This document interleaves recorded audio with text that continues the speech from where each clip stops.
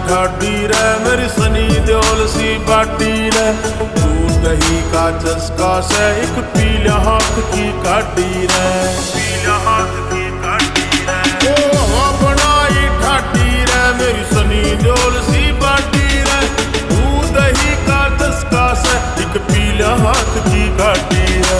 शान कसूती बैठक में आओ के खाट की, शान कसूती बैठक में आओ के खाट की।